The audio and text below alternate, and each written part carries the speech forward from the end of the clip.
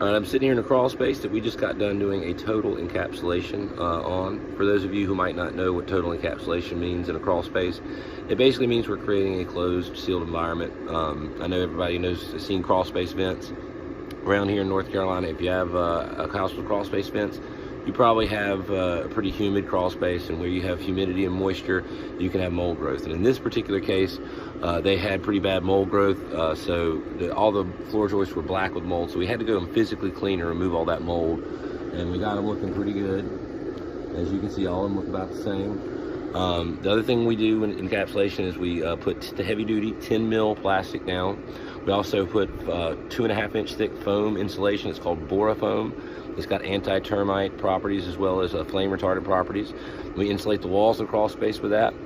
We also seal off the rim joist. The rim joist is the joist that goes around the edge of your house on the floor. So that piece of wood that sits on top of the foundation, basically, a lot of air gets from your crawl space to your walls through there. So we seal that off with foam insulation. So let's take a look at the walls and see what that looks like. So as you can see, here's a crawl space wall. Behind this plastic is the 2.5 inch thick foam insulation. We drape the plastic over it, and of course, every time we have any place where two pieces of plastic come together, we have seam tape, and that seals everything off nice and makes it look nice and neat too. And then the rim joists I'm talking about are these guys right over here. As you can see, we put a piece of foam insulation and then we spray foamed around it to seal off those.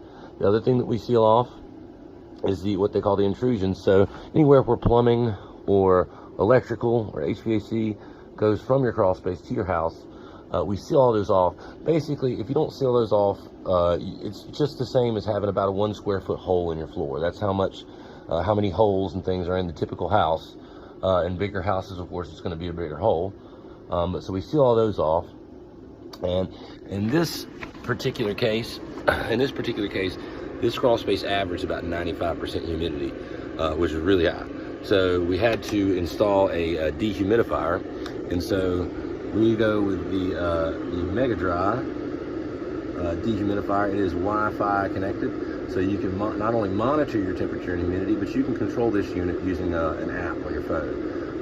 Right now, as you can see, we are sitting at 58% humidity. Our target is 50 to 55. If you can get down to 50 to 55, then you should be able to prevent mold growth.